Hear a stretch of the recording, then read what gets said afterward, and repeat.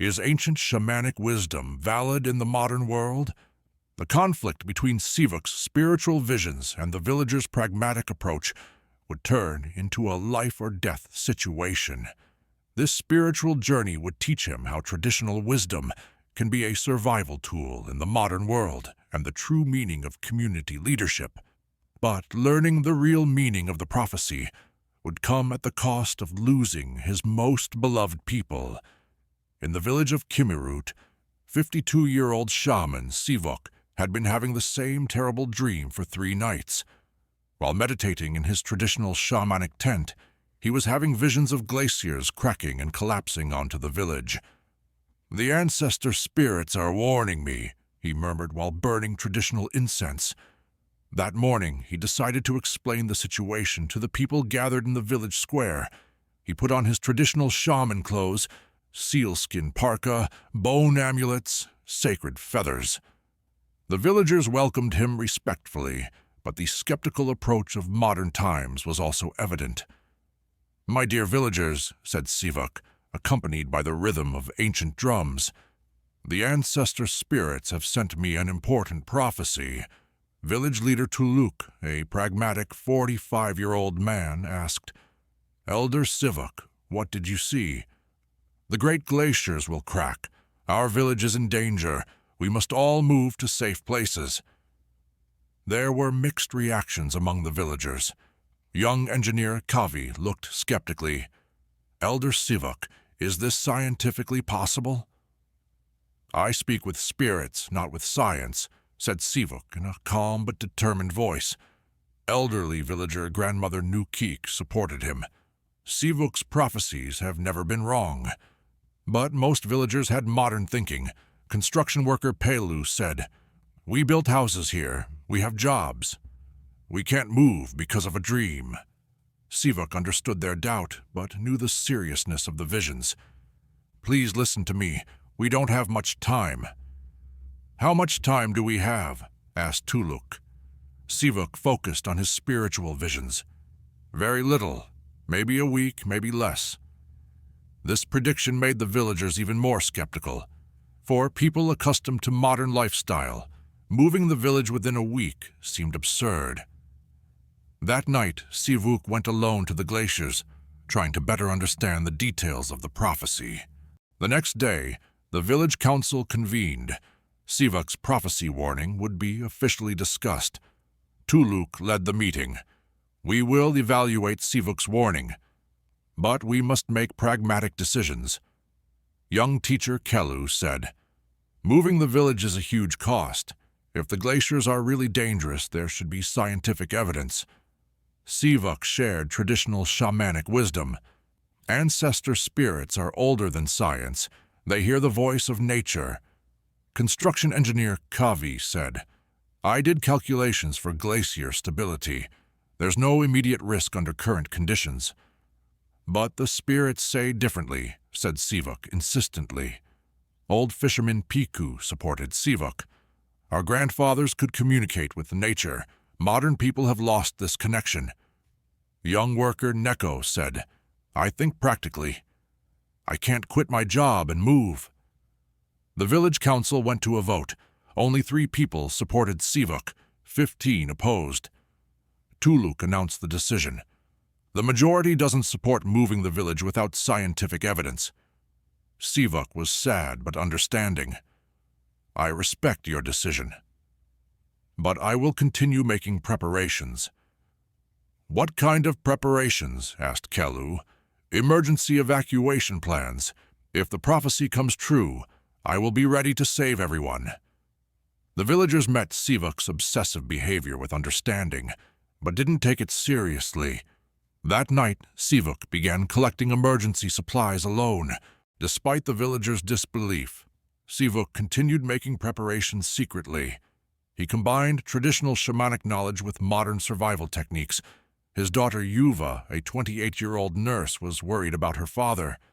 "Father, you're under a lot of stress. This prophecy is creating an obsession," she said. "Yuva, you are my daughter."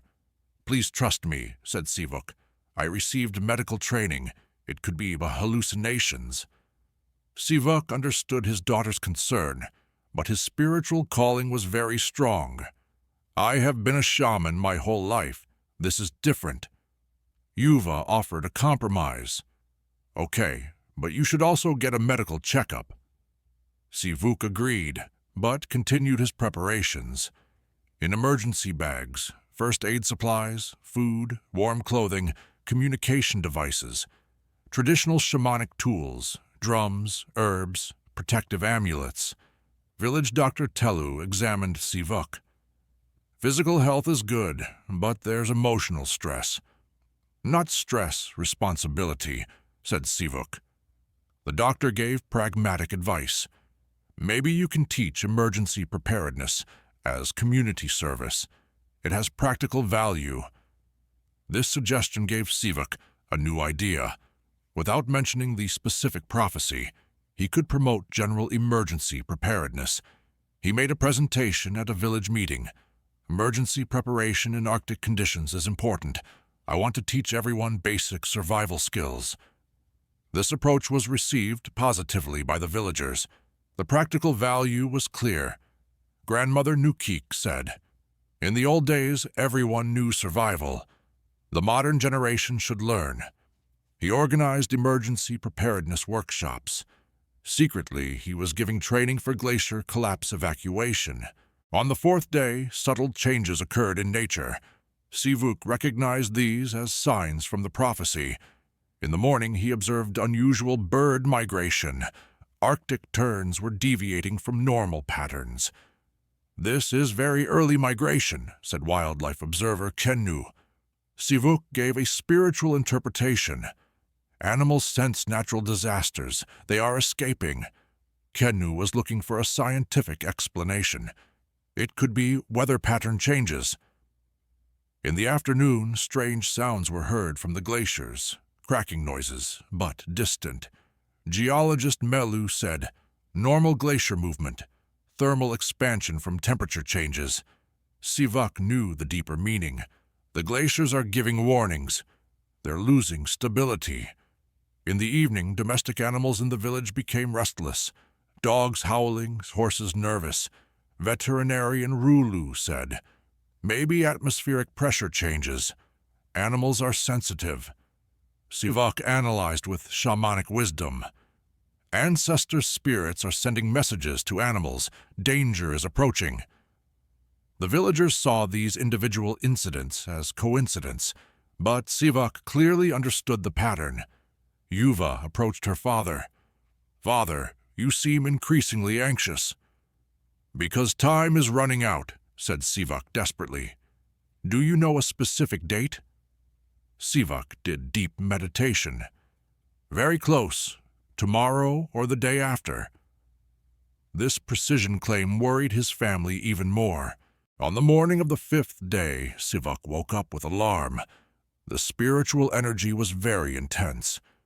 "Today," he whispered. "It will happen today." He immediately checked his emergency preparations. Communication devices charged, evacuation routes planned, emergency supplies ready. The village continued its normal routine. Children going to school, adults working. Sivak gave a last attempt warning. "Please, be extra careful today. Keep your emergency bags ready." Tuluk said, "Sivak, you're showing obsessive behavior. You need relaxation." "I can't relax. Lives are at stake." In the afternoon, the first real warning came. Distant rumbling sound, but much stronger. Kavi analyzed from an engineering perspective. "This isn't normal. There could be structural stress." Sivak urgently called for evacuation. Everyone must immediately go to high ground. But the villagers were still hesitant. There was fear of false alarm. At 4:30, a massive cracking sound was heard. This time everyone heard it. Tuluk asked, "What is this?" Sivak took charge. "Glacier collapse. Everyone run to the evacuation point." Panic began. Sivak showed calm leadership, guiding people in an organized manner. "Children first. Help the elderly. Don't forget to take emergency bags." When the glacier collapse began, Sivak realized that some people were still trapped in the village. When the massive glacier collapse began, Sivuk was standing right in the center of the village. Most people had reached the evacuation point, but a few people were still in their homes. "Where is Grandmother Nukik?" shouted Yuva. "She's at her house. She has mobility problems," said villager Piku. Sivak made an immediate decision. "I'll go get her." "Father, it's too dangerous. The glacier collapse is continuing," said Yuva. "I can't abandon people," said Sivak determinedly. Glacier debris was coming toward the village. Sivak ran to Grandmother Nukik's house, passing through dangerous terrain. "Grandmother Nukik, we have to get out." "Sivak, I'm too slow. You go." "No, we'll get out together." Sivak carried the elderly woman on his back. The evacuation route was narrow and treacherous. Meanwhile, he also saw another trapped person, young mother Shavi and her baby. "Kavi, come this way." Shavi was in panic. "The exit route is blocked." Sivak did quick thinking. There was an alternative route, but very risky. "Follow me." "I know an alternative path." While guiding 3 people, Grandmother Nukik, Kavi, and the baby, the glacier collapse intensified. When they got close to the evacuation point, the bridge collapsed. Final obstacle. "How will we cross?" asked Kavi desperately. Sivak made the ultimate sacrifice decision. "I'll make a bridge for you." He grabbed a large wooden beam, creating a makeshift bridge. But to hold the beam, he positioned himself in a dangerous spot. "Cross quickly." First Grandmother Nukik, then Kavi and the baby crossed safely. But when Sivak released the beam, he remained in the path of falling debris. Thanks to Sivak's sacrifice, the villagers were rescued safely. But he had been caught under the glacier collapse. A rescue team was immediately organized. Tuluk, Yuva, and other villagers began searching for Sivak. "Sivak, where are you?" they shouted. A weak voice came from under the debris. "I'm here, but trapped." After a rescue operation lasting hours, they found Sivak, injured but alive. In the hospital, villagers gathered around him. "Sivak, you saved our lives," said Tuluk with tears. "I just did my shamanic duty," said Sivak weakly. Yuva looked at her father with pride. "Father, you are a real hero." Grandmother Nukik said, "Sivak, you showed what modern shamanism is." The village community had a completely different perspective. Kavi said, "I received scientific training but underestimated natural intuition." Tuluk said, "Sivuk, we apologize to you. We dismissed traditional wisdom." Sivuk responded with a gentle voice, "You showed a normal reaction. Practical thinking is needed for survival in the modern world, but sometimes spiritual awareness is also critical."